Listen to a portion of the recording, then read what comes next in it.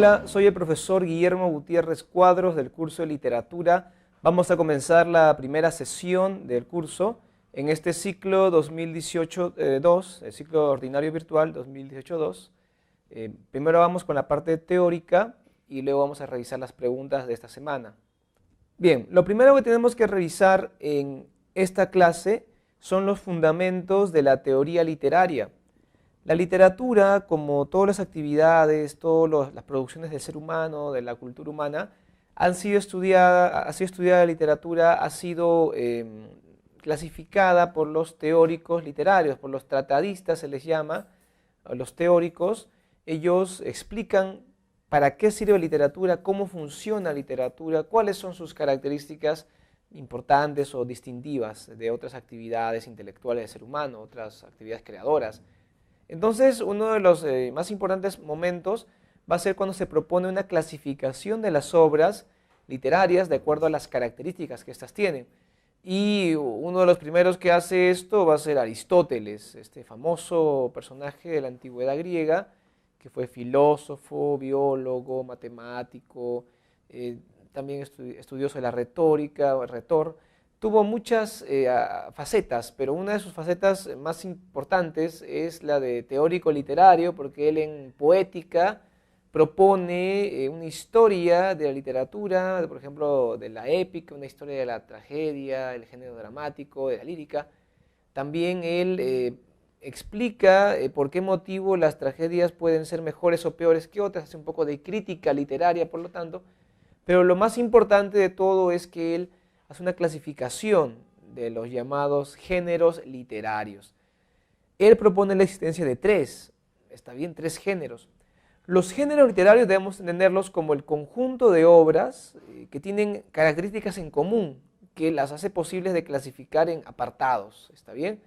Él propone tres apartados clasificatorios que son los géneros literarios. Él propone el género épico, el lírico y el dramático, que aparecen así, en ese orden. Primero el épico, con la obra de Homero, que se consolida una tradición ahí con la épica, con las epopeyas.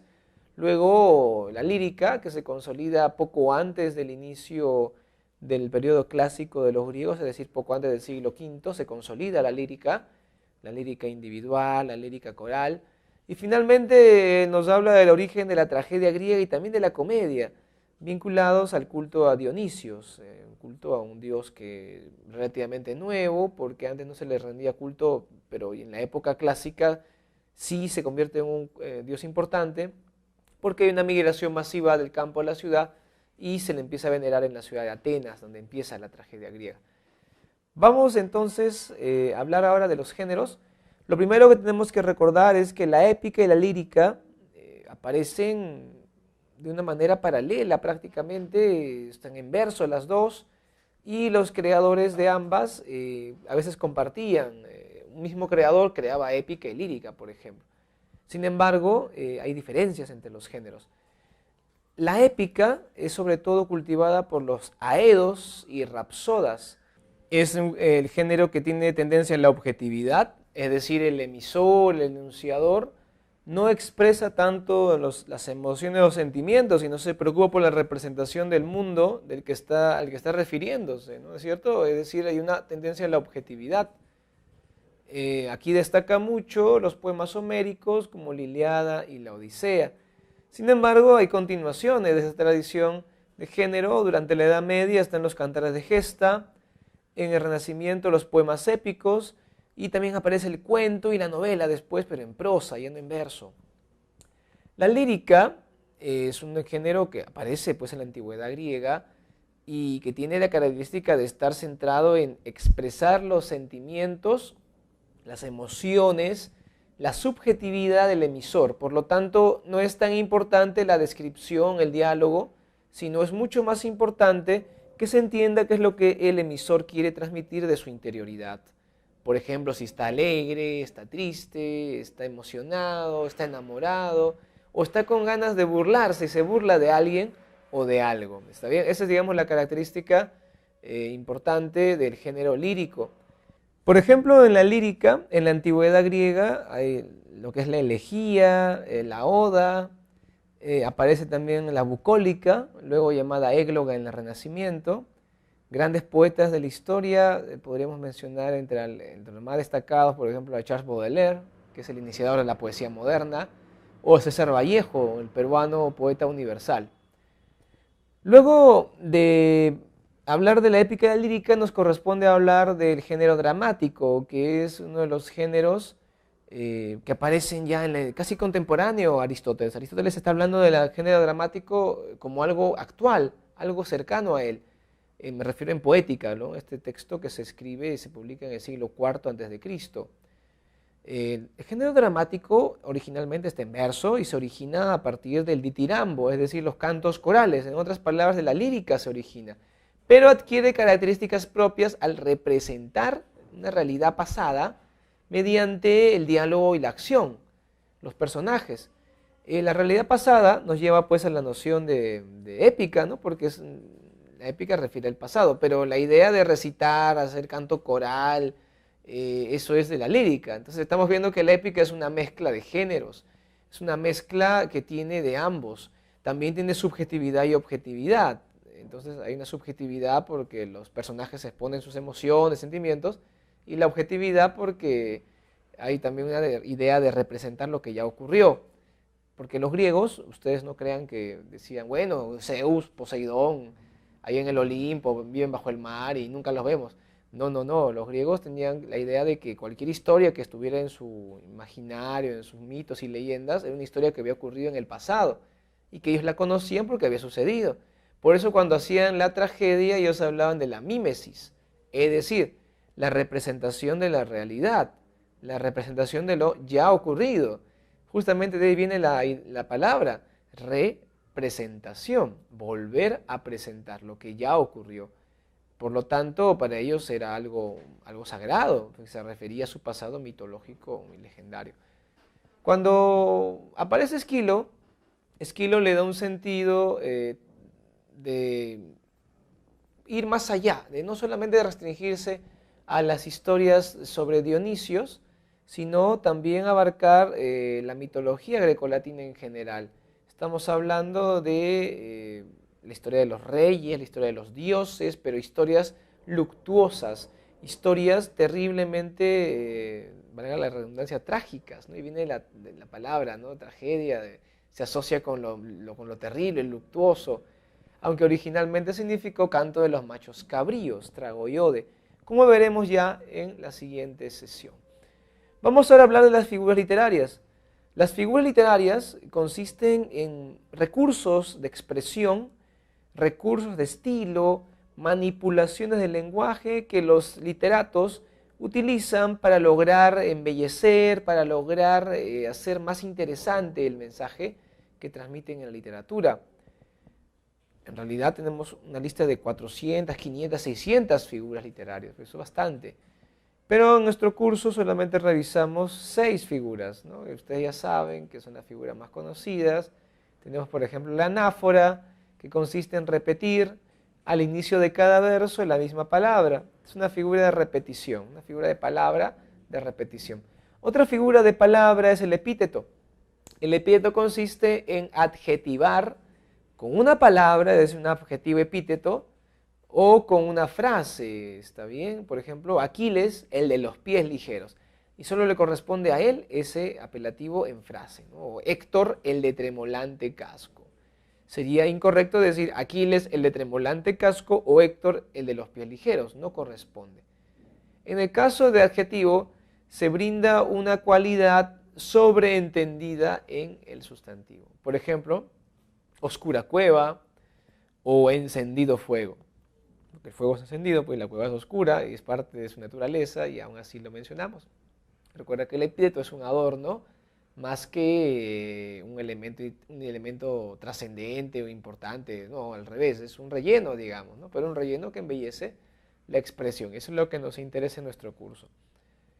Tenemos después de las figuras de palabra, las figuras sintácticas, las figuras que se ocupan del orden, el orden de la oración o elementos de la frase. Tenemos el hipérbaton en este rubro de figuras de sintaxis.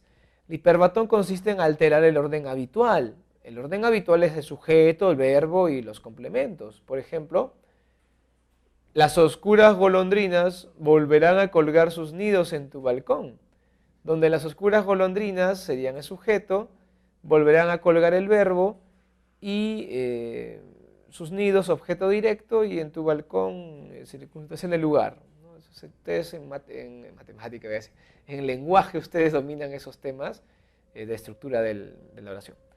Claro que Becker, cuando escribe el verso, utiliza el hiperbatón y queda algo más llamativo, ¿no? Por ejemplo, volverán las oscuras golondrinas en tu balcón sus nidos a colgar.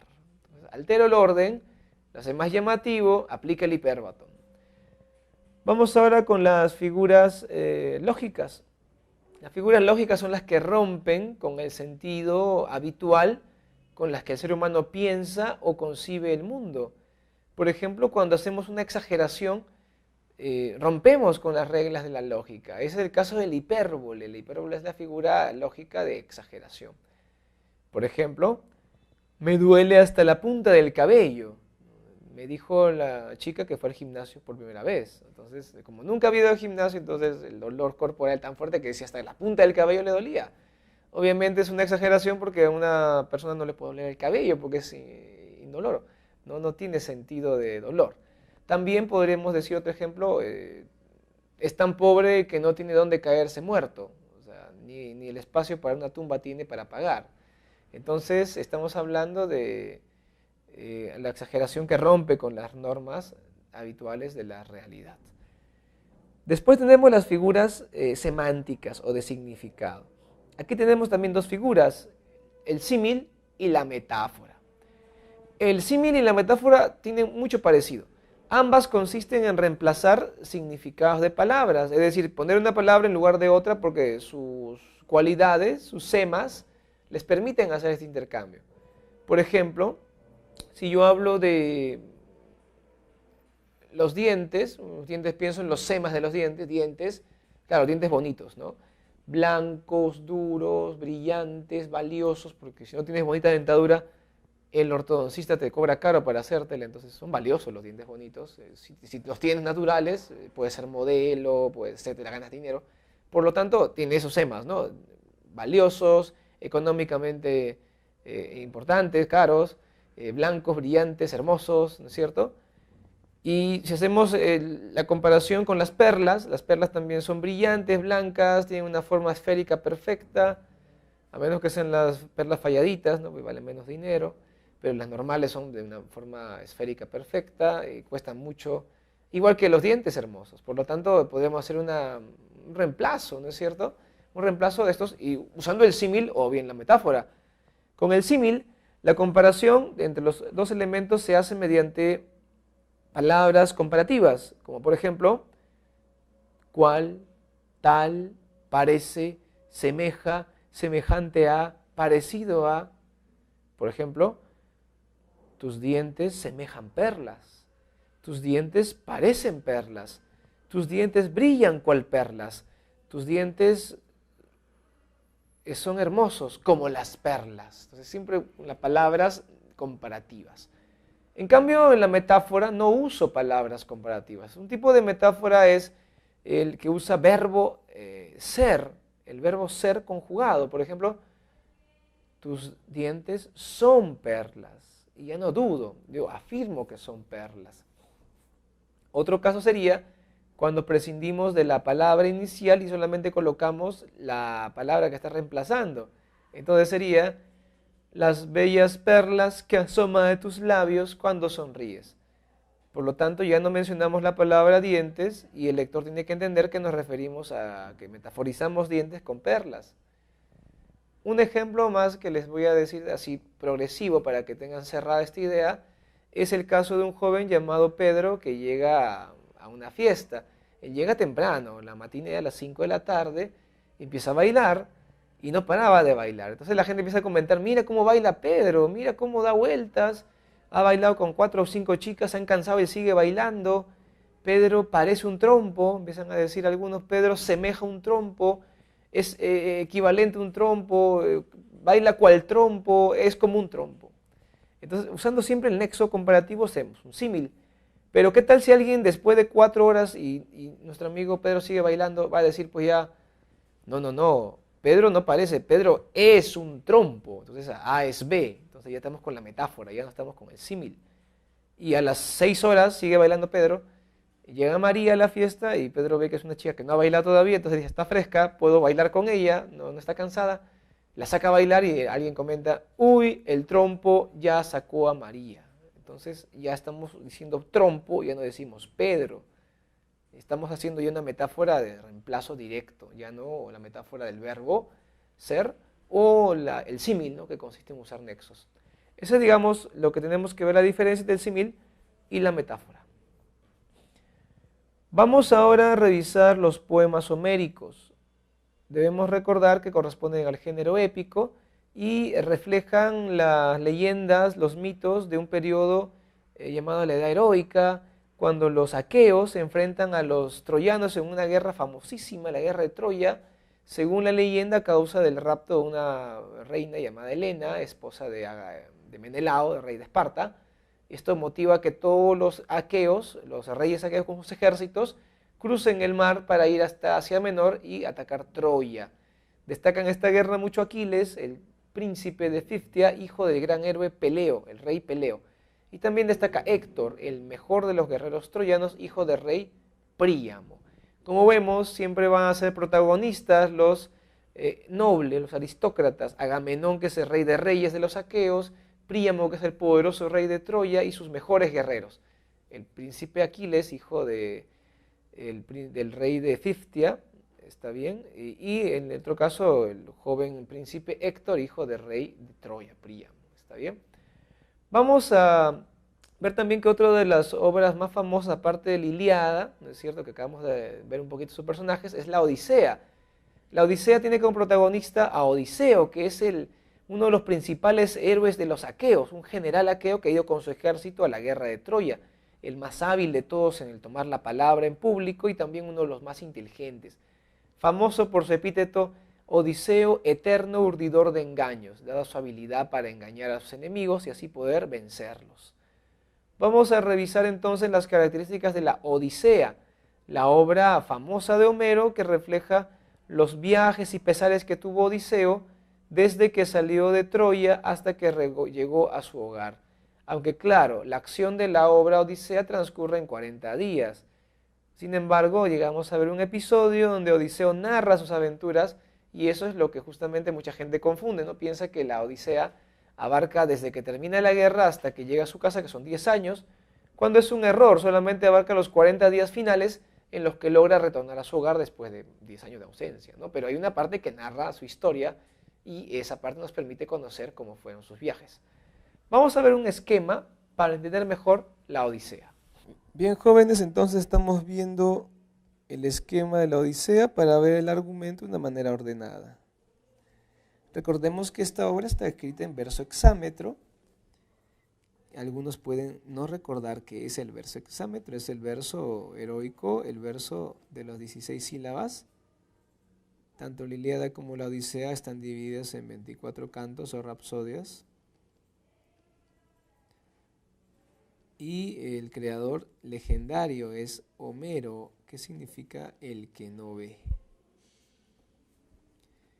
El tema central de la Odisea es el retorno y venganza de Odiseo. La obra inicia con la reunión de los dioses.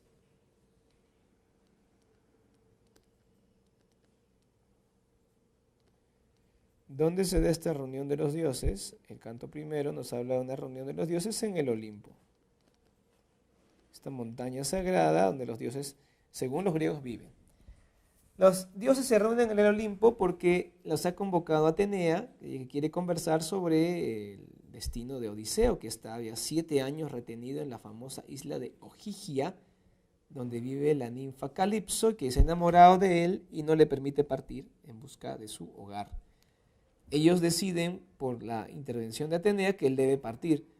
El que estaba en desacuerdo con esto era Poseidón, que odia a Odiseo desde que dejaron ciego él y sus hombres al cíclope Polifemo, uno de los hijos del dios Poseidón. Pero Poseidón en ese momento está distraído, así que eso permite que pueda partir le obligan a Calipso que le permita partir y Odiseo parte en la balsa de Odiseo. Está varios días en el mar buscando un lugar donde encontrar ayuda para regresar a su casa y así arriba a la isla de los Feacios, aunque antes de que llegue el dios Poseidón llega a atacarlo, llega a verlo, divisarlo y lo ataca con una tormenta. Aún así Odiseo llega a la isla de los Feacios.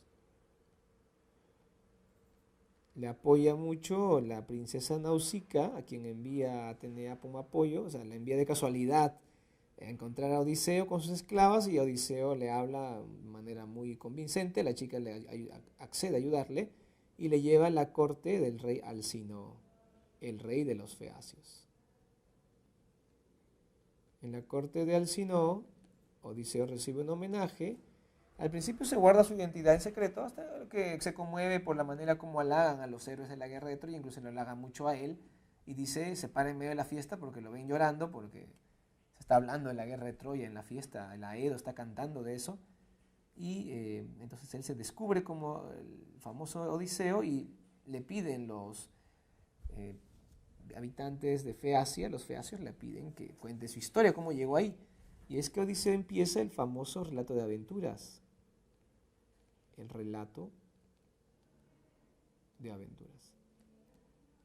En una tarde, entre el canto 8 y el canto 12, se da el relato de aventuras. Entonces él nos cuenta ahí cómo fue eso. Saliendo de la guerra de Troya con sus hombres, se encuentra con los cicones, los lotófagos. ¿Está bien? Luego tiene su encuentro con Eolo, el dios de los vientos. Luego se enfrenta a los cíclopes. ¿Está bien? Estamos mencionando las más importantes aventuras, ¿no? Después de vencer al cíclope Polifemo se encuentra con Circe, con quien permanece 2 años. Luego de Circe, él tiene que llegar a la entrada al Hades para hablar con Tiresias y que le indique cómo llegar. Entrada al Hades, una playa donde vierte la sangre de un toro en el hoyo de arena, en hoyo en la playa, para que aparezcan las almas, y habla con Tiresias y otras almas también. Luego le indican el camino a seguir y se enfrenta a las sirenas, en la isla de las sirenas. Luego tiene que enfrentarse a Escila y Caribdis. Prefiere perder 6 hombres con las 6 cabezas hambrientas de Escila que perder todo el barco con Caribdis. Finalmente llegan a la isla del Sol, donde a Odiseo le habían advertido tanto Circe como Tiresias que no toquen a las vacas, pero sus hombres comen vacas y las vacas sagradas son sacrificadas, por lo que después son castigados con un total naufragio, una tormenta espectacular que hace que se acaben las riquezas de Odiseo, mueran todos sus hombres y él llega solo, náufrago, a la isla de Ogygia, donde permanece 7 años porque la ninfa Calipso se ha enamorado de él y no le permite salir. Así termina la narración de las aventuras. Los feacios están maravillados con que Odiseo les haya contado esto y ya tengan el honor de ayudarle, lo llevan de vuelta a Ítaca. Entonces en la etapa final, retorno a Ítaca, su ciudad, bueno, su isla natal. Ahora se da entonces la venganza de Odiseo. Bien, pero la pregunta que ustedes podrían hacer allí es ¿de quién se va a vengar Odiseo? Y la respuesta es: se va a vengar de los pretendientes de su esposa. Su esposa Penélope es una mujer relativamente joven, ya que se casa con Odiseo muy jovencita y a los 20 años tienen a su hijo Telémaco. Ellos dos tenían 20 años cuando nació su hijo. 10 años de guerra de Troya más 10 años de viajes, han pasado 20 años. Ella tiene 40 años. Todavía es una mujer a la que pueden pretender los nobles de Ítaca, los nobles itacenses, que también pretenden matar a Telémaco para ser los nuevos reyes. Mientras esté vivo Telémaco, él será rey, y su mamá se puede casar con alguno e irse de la casa del palacio de Odiseo con sus riquezas y enriquecer al esposo. Pero si muere Telémaco, ahí sí el trono queda vacante y el que se case con Penélope es el nuevo rey de Ítaca. Por ese motivo pretendían matarlo a Telémaco, pero no llegaban a hacerlo porque Atenea lo protege. Odiseo llega engaña a los pretendientes, se hace pasar por un anciano mendigo y con este disfraz los espía, se va a hacer aliados entre sus esclavos que le son leales y finalmente los elimina a todos en una masacre luego de la prueba del arco, justo cuando iban a elegir a la que se iba a casar con Penélope. De esta manera se da la venganza a Odiseo, ¿está bien? Y encontramos un final muy sangriento, pero luego vienen las paces porque los citacenses que quieren cobrar venganza quieren vencer a Odiseo por vengar a su familia que han muerto en la batalla contra él, en esa pelea en la casa, en el palacio. Y Odiseo pues se molesta, ¿no? Porque soy su rey y vienen a atacarme, así que iba también a pelear con algunos hombres que tiene. Finalmente Zeus obliga a los bandos a hacer las paces, manda un rayo, demostrando su furia, su cólera, y Atenea hace de mediadora, de conciliadora, para que hagan las paces. Y con las paces termina la Odisea. Los temas más importantes de la Odisea pues son la venganza y retorno de Odiseo, el amor a la patria y a la familia, y la fidelidad de la esposa. Penélope espera a su esposo, por más de que tiene pretendientes, no acepta ninguno hasta que él llegue. Y bueno, cuando llegó Odiseo de casualidad ya se había rendido, pues porque estaba en peligro la vida de su hijo, su hacienda estaba consumida por los banquetes diarios que tenía que dar, así que había decidido elegir un nuevo esposo, pero no porque ya no quisiera a Odiseo, sino porque se le acabó la esperanza de esperarlo, ¿no? 20 años. Entonces, tenemos la fidelidad femenina, la fidelidad de la esposa, la fidelidad de los esclavos leales, y también la fidelidad canina, emblematizada por este famoso perro Argos, que esperó a su amo 20 años para volver a verlo, y luego partió al más allá.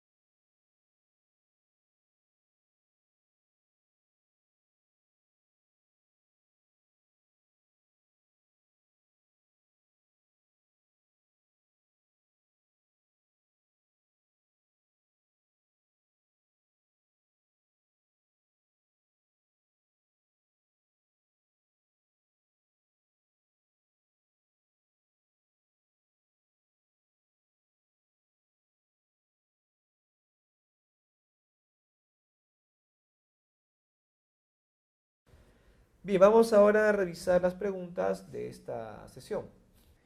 Bien, jóvenes, vamos a comenzar con esta primera pregunta.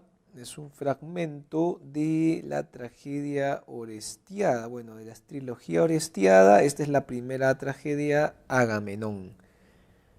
Clitemnestra y Orestes tienen un diálogo, podemos leerlo. Clitemnestra: todo es inútil, como si me pasara la vida lamentándome junto a una tumba. Orestes: el hado de mi padre determina tu muerte. Ay de mí, que parí y crié una serpiente, qué certero adivino al terror de mis sueños. Orestes arrastra a Clitemnestra hacia el interior, seguido de Pílades, mientras dice: mataste a quien no debías, sufre ahora lo que no debiera suceder. Fin de cita. Con respecto a la característica del género dramático presente en el fragmento citado de la Orestiada de Esquilo, marque la alternativa que contiene la afirmación correcta.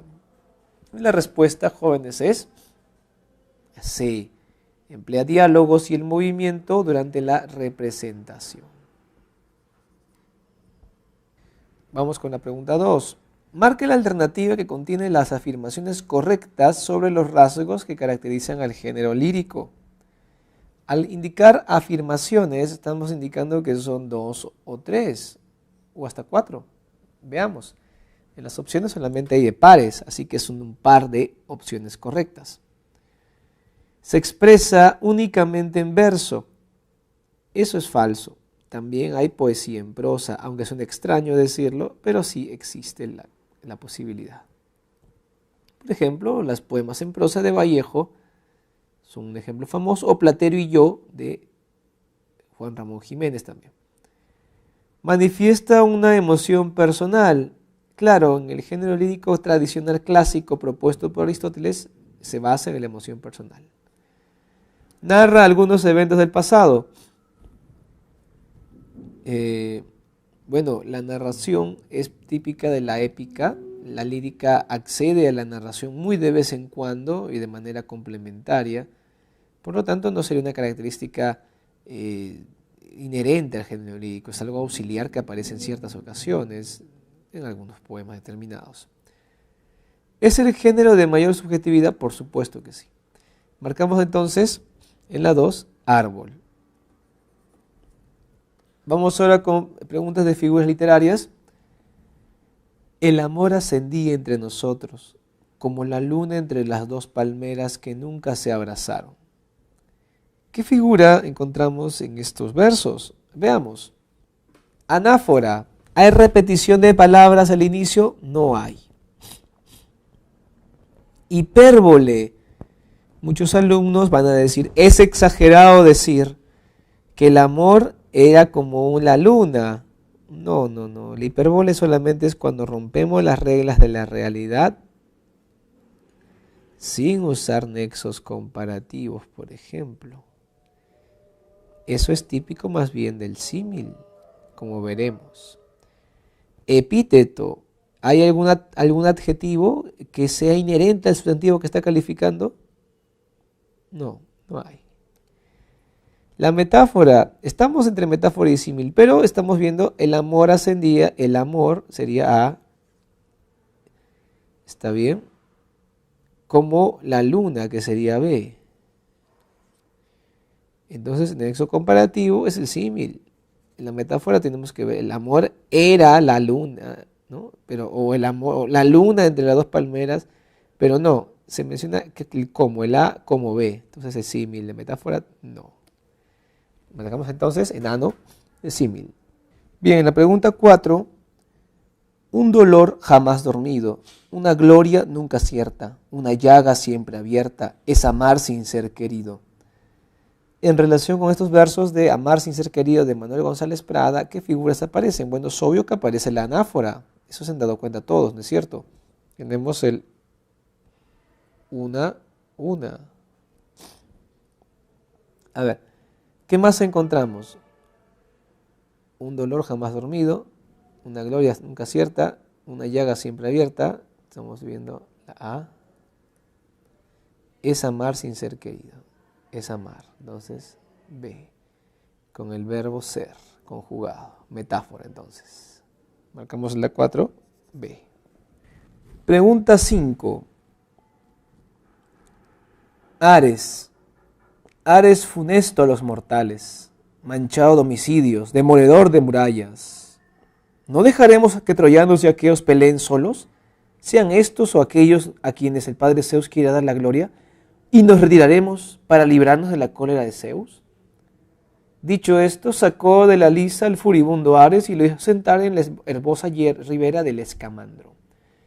Bueno, esto es un fragmento de la Ilíada y es Atenea quien va a sacar a Ares de la guerra. Recordemos que Ares estaba en el bando de los troyanos, era el padrino de Héctor, y Atenea trata de apoyar siempre a los griegos, a los aqueos.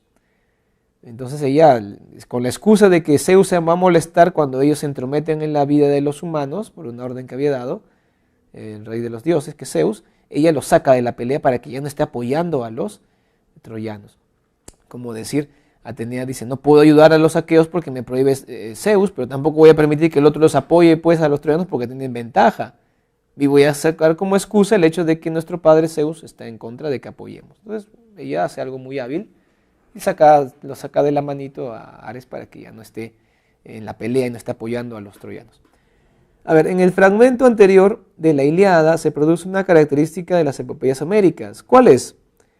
A ver, mostrar con gran realismo el violento proceder de los aqueos y dioses. Se ve en la escena de violencia. Utilizar la oralidad para enjuiciar los excesos durante la guerra de Troya. Bueno, no encontramos acá oralidad, solamente hay un diálogo y no se critican los excesos. Emplear de manera recurrente la figura denominada epíteto. Qué interesante. Ares funesto a los mortales, demoledor de murallas. Entonces, furibundo Ares. Entonces, herbosa Rivera. Bueno, aunque Rivera no siempre va a ser herbosa, ya está. Entonces tenemos acá, Ares es furibundo porque es el dios de la guerra. Ares es funesto a los mortales porque es el dios que termina la guerra y es un demoledor de ciudades porque está asociado con el saqueo, la destrucción. Así que estamos encontrando mucho epíteto. Sería la clave, porque esto es típico de las epopeyas homéricas. Usar el hexámetro, estrofa de carácter lírico, esto está mal, es la estrofa épica por excelencia, y aparte que esto está adaptado a la prosa, no está en verso ni en castellano ni en griego, así que sería un error marcar la D. No hay hexámetro, está adaptado a la prosa y aparte el hexámetro es un verso de carácter épico, no de carácter lírico. Exponer la voluntad de los hombres a la cual se imponen los dioses. No, más bien aquí encontramos que los dioses determinan la historia de los seres humanos y que más bien entre ellos a veces se apoyan o inclusive se perjudican en favor o en contra de los humanos. Bien, la pregunta 6. Ilíada y Odisea son importantes epopeyas que exaltan las hazañas de príncipes y de reyes ya desaparecidos, pero conservadas en la memoria de la tradición oral. Debido a esto, se puede afirmar que ambos textos tienden a enaltecer y celebrar la edad heroica. Esa sería la clave. Revisemos las otras por si acaso. ¿Pertenecen al mundo legendario y popular? Popular no, porque son aristócratas. ¿Incorporan a la trama el aspecto mítico e irreal? Bueno, irreal no, porque para los griegos todo lo que había ocurrido era realidad pasada. Sí es mítico, eso sí. Mítico es decir algo del pasado que está idealizado, del pasado que ya no va a volver a ocurrir, pero que fue su realidad antes, ¿no? Narran acciones bélicas griegas del siglo VII, no, estas acciones son del siglo XIII, XIV aproximadamente. ¿Tienen como un fondo común el rapto de Helena? No, tienen como fondo común la guerra de Troya. El rapto de Helena es una consecuencia de esa guerra. Respecto al argumento de Odisea, de Homero, indique la verdad o falsedad de las siguientes afirmaciones y marque la secuencia correcta. Odiseo retorna a Ítaca, su ciudad natal, con ayuda de Nausicaa. Bueno, eso es falso. Quien la ayuda es su padre, el rey Alcinoo, y aparte Ítaca no es una ciudad, es una isla, la isla natal de Odiseo. Falso. Telémaco viaja a Ogygia para averiguar. No. Telémaco llega a viajar a Esparta y a Pilos en busca de noticias de su padre. No llega a Ogygia. Penélope promete casarse con quien supere la prueba del arco, un arco que armaba Odiseo como prueba de su habilidad, y ha dicho que lo logra armar, se casa conmigo, pero justo en ese momento había llegado Odiseo un día antes y había planeado su venganza y aproveché el momento de desconcierto por la prueba del arco que él superó sin problemas para atacar y vencer a sus rivales, verdadero. La diosa Calipso ayuda a Odiseo a emprender el ansiado retorno. Calipso no lo quería hacer, pero los dioses la obligan, así que lo hace. Verdadero. Marcamos dedo. Bien, vamos ahora con la pregunta número 8. ¿Por qué tan enojado, oh Polifemo, gritas de semejante modo en la divina noche, despertándonos a todos? ¿Acaso algún hombre se lleva tus ovejas mal de tu grado? ¿O, por ventura, te matan con engaño o con fuerza? Respondióles desde la cueva el robusto Polifemo: oh amigos, nadie me mata con engaño, no con fuerza. Y ellos le contestaron con estas aladas palabras: pues si nadie te hace fuerza, ya que estás solo, no es posible evitar la enfermedad que envía el gran Zeus, pero ruega a tu padre, el soberano Poseidón. Apenas acabaron de hablar, se fueron todos, y yo me reí en mi corazón de cómo mi nombre y mi excelente artificio les había engañado. Bien, hay que explicar este fragmento.